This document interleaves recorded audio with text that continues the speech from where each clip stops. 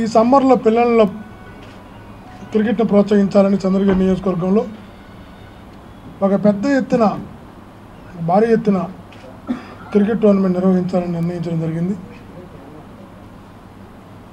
దీన్ని వైఎస్ఆర్ గ్రామీణ క్రికెట్ టోర్నమెంట్గా గతం నుంచి చేస్తున్నాం. జూన్ 1వ తేదీ నుంచి ఈ టోర్నమెంట్ ప్రారంభమవుతుంది.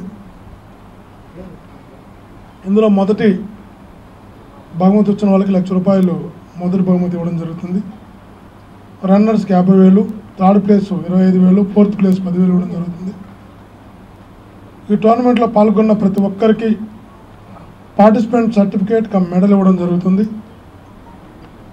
ఎన్ని టీములు వస్తే అన్ని టీముల్లో జరిగిన మ్యాచ్లకు man of the match, best batsmen, best bowler అవార్డులు ఇవ్వడం జరుగుతుంది. ఇదే రకంగా ఒక్కొక్క పంచాయతీ నుంచి ఎన్ని టీంలైనా క్రికెట్ ఆడచ్చు. కానీ ఒక పంచాయతీ అతను ఇంకొక పంచాయతీ తరఫున ఆడడానికి లేదు. అదే పంచాయతీ నుంచి ఎన్ని టీంలను ఆడచ్చు. ఒక టీంలో ఆడిన వ్యక్తి ఇంకో టీంలో ఆడడానికి లేదు. 2, ఈ టోర్నమెంట్ కూడా ఆర్ట్ టెన్నిస్ బాల్తో నిర్వహించడం జరుగుతుంది. ప్రతి మ్యాచ్కి 15 ఓవర్లు ఉంటాయి. క్వార్టర్, సెమీ అండ్ ఫైనల్స్కి 20 ఓవర్స్ ఉంటాయి. 25వ తేదీ లోపల టోర్నమెంట్లో పాల్గొనదలిచిన వారు నేములు ఇవ్వాల్సిన అవసరం ఉంటుంది. 25వ తేదీ లోపల నేమ్స్ ఇవ్వాలి.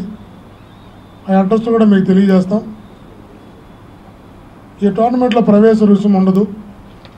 ప్రవేశ రుసుము ఉచితం ఉంటుంది. అదే కాకుండా ఎన్ని వేల మంది క్రీడాకారులు పాల్గొన్న క్రీడాకారులందరికీ ఉదయం బ్రేక్ఫాస్ట్, మధ్యాహ్నం లంచ్ ఫెసిలిటీస్ ఫ్రీగా ఏర్పాటు చేయబడతాయి. ఈ టోర్నమెంట్ తిరుపతిలో నిర్వహించబడుతుంది.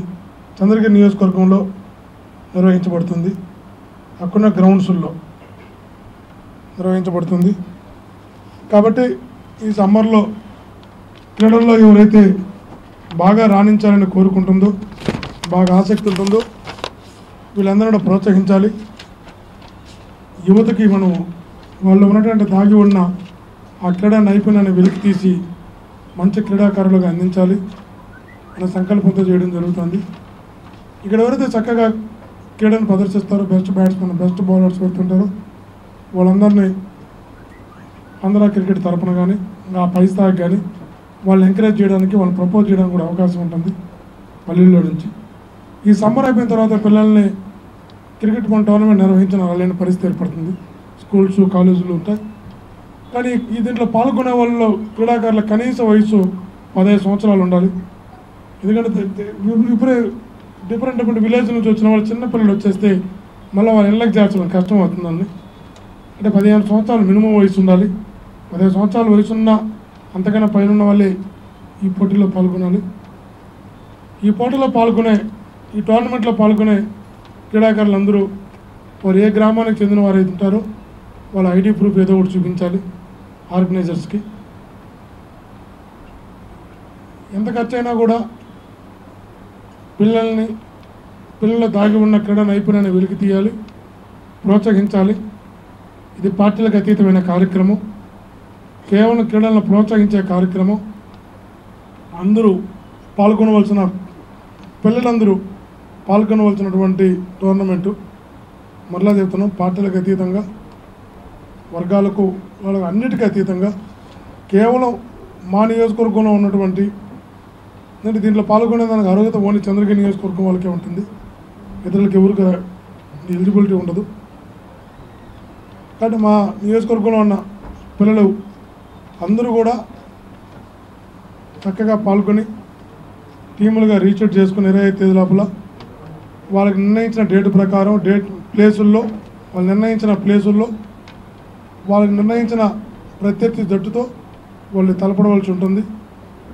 దీనికి ఎంపైర్ సిస్టమ్ కూడా బాగా అకాడమీ నుంచి తీసుకుంటున్న ఎంపైర్స్ని కూడా, అకాడమీ నుంచి వచ్చినటువంటి ఎంపైర్స్, కోచింగ్ తీసుకుంటున్న కోచ్ వాళ్ళని వాళ్ళ ఎంపైర్స్తోనే టోర్నమెంట్ నిర్వహించబడుతుంది.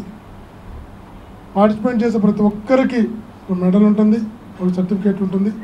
ఎంతమంది పాల్గొన్న క్రీడాకారులు అందరికీ భోజనం, tiffin, water facility, ground facilities అన్నీ ఫ్రీగా ఏర్పాటు చేయబడతాయి. బాల్ కూడా ప్రతి టీంకి ఒక బాల్ ఉచితంగా ఇవ్వబడుతుంది.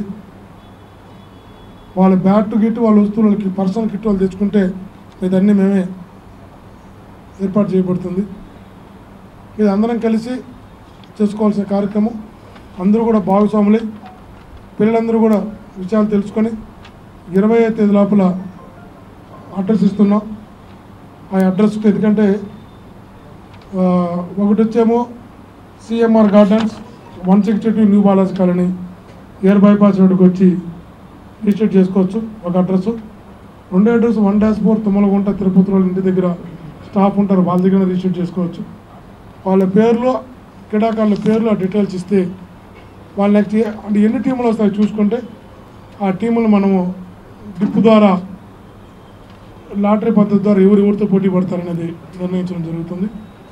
కాబట్టి క్రీడాకారులందరూ చంద్రగిరి నియోజకవర్గంలో యువత అంతా కూడా ఈ టోర్నమెంట్లో పాల్గొనవలసిందిగా ఆహ్వానిస్తూ ఆ విషయాన్ని తెలియజేయడానికి ప్రెస్ మీట్ పెట్టడం జరిగింది.